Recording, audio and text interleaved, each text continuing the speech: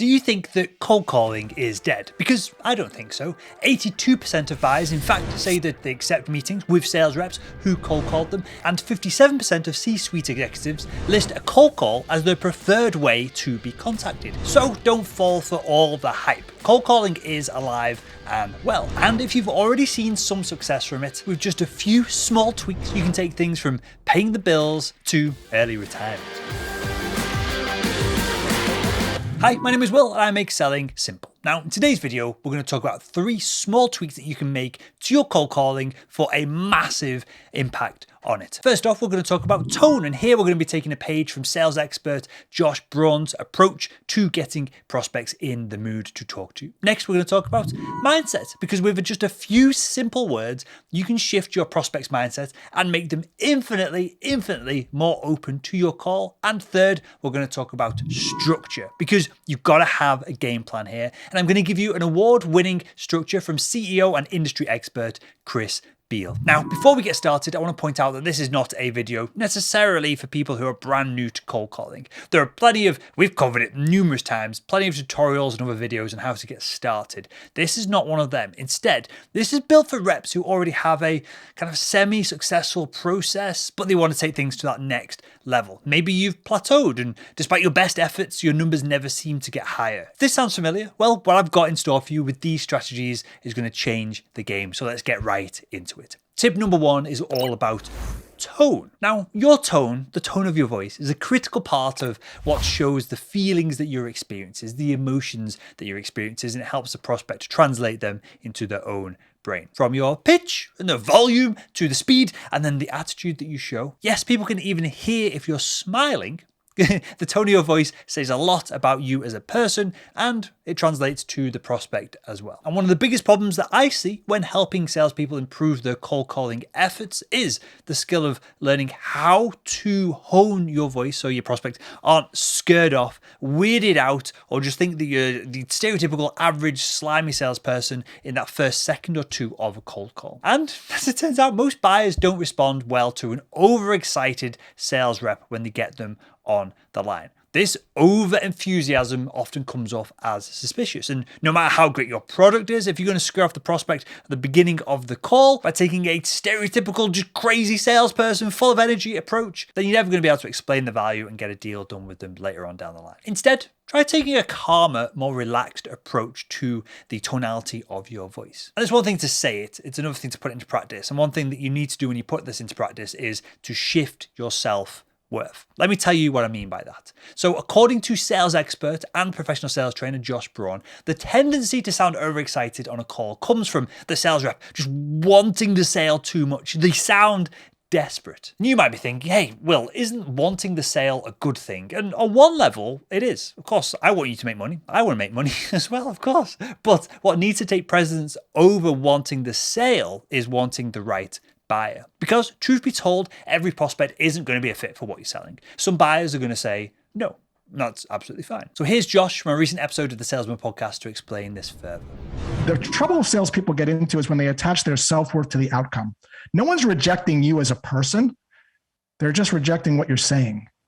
And so when you do that, it's almost like I feel like I'm on a golf course and I'm kind of calm and I'm kind of swinging the club and I'm going to the next hole, and there's a bunch of holes. There are plenty of other prospects out there, and when you find the right one, the one that's actually the fit for what you're selling, that's when this magic of tonality really starts to happen. So when you jump on your calls, remember, stay calm, stay collected, and try to sound as natural as you can on the phone. So that's the first tweak, tonality. The next tweak involves your mindset. And this one isn't necessarily about your mindset as you watch this video, right? Instead, let's think about the prospect's mindset. What are they thinking? How are they viewing the world? And most importantly, how are they thinking about you? So first of all, and most people fall into this bracket, no matter whether you work in sales or you're a CEO and you're getting sales calls all the time, most people don't like to be cold called.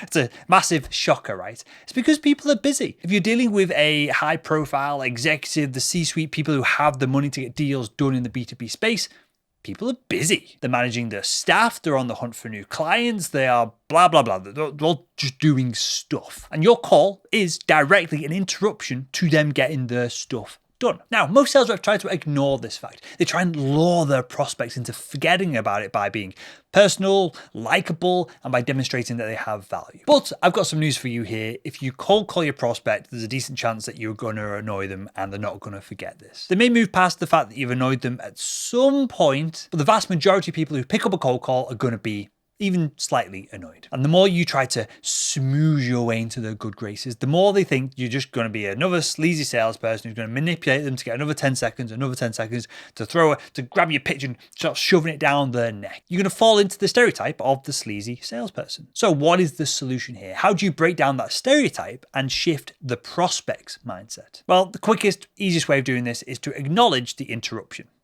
Right?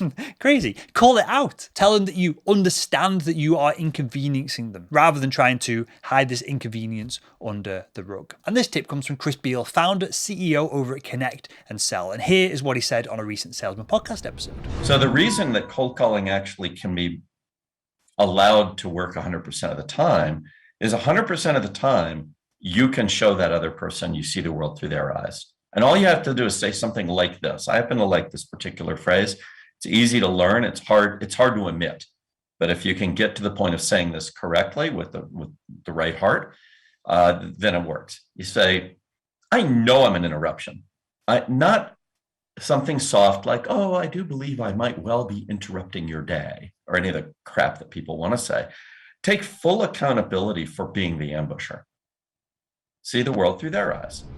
When you do this, when you acknowledge the interruption, you're showing prospects that you understand them. You understand that they are busy people, and you're helping shift their mindset away from you being an inconvenience and towards maybe, okay, they've acknowledged this, maybe they can be somewhat receptive to what you've got to say. Which leads us on to the third tweak, which is all about structure. Now, of course, there's a place for freewheeling your conversations and having meandering discussions from topic A, B to Z and beyond. But cold calling is not the place for that. If you want to take your results to a new level of success, you need to follow at least a general outline of how to get from point A to point B on your call. To turn your prospect from who the hell is this to I'll book a call with them, that sounds all right. So the first thing to remember when it comes to structure is that on cold calls, you're not selling the product. This is something that I see all of the time. It's something that I had to drill out to so many of our students over at Selling Made Simple Academy.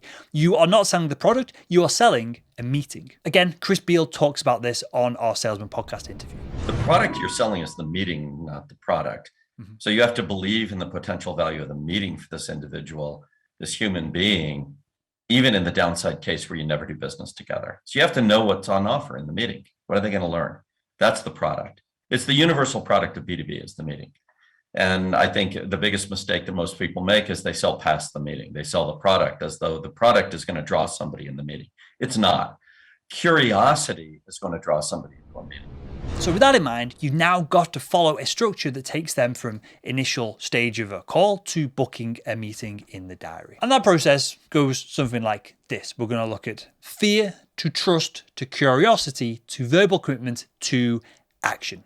That is the steps that we're going to run through. Because at the initial stage of the call, the prospect is in fear. Fear that you're going to flog them something. Fear that you're going to waste their time and they've got stuff to do. And surprisingly enough, for us salespeople, we never think about it like this. The prospect is afraid of you, the person on the phone, because you're an interruption. And right at that initial first few seconds of the call, the only thing that they're thinking about is getting you off the phone with their self-image intact. Because they don't want to be massively rude. They don't want to be an arsehole to you. They want to get off the phone with their self-image intact. So what can we do to move them from fear to trust? Well, that's where the previous tweak comes in. We're going to call out the interruption. Like we said, this is showing the prospect that we're not like every other sales rep out there. And in fact, you know what the prospect is thinking because you've done so many of these calls, you know what they're going through. And there we go. Instantly, we've built a little bit of trust. And it's only once you've built this trust that you can then start piquing their curiosity by teasing them what they're going to learn in a meeting with you. Then after you've stoked that curiosity, you can bring in the verbal commitment to get the meeting booked, and then action by saying, hey, I'm going to send you the calendar invite right now. Can you see it on your email? Can you see it on your screen? Because most of the people we're going to be engaging with are going to be sat behind a desk,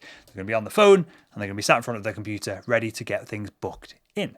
So there we go. If you've seen a little bit of success with cold calling, but you want to up your game just a tiny little bit, you can do that by focusing on your tone, staying calm, cool and collected. Number 2, focus on your mindset. So shift the prospect's mindset to your advantage by calling out the interruption. And number 3, the structure of the call. Realize that you're selling a meeting here, not a product. And follow the 5-step structure that we've outlined: fear to trust to curiosity to commitment to action. So next time you're doing the cold calling rounds, give each one of these 3 tweaks a try. Try saying that fast 3 times. 3 tweaks a try, and watch the number of your cold calls go up and up and up. And if you enjoyed this video, why not click the video that's on the screen right now and continue making selling simple.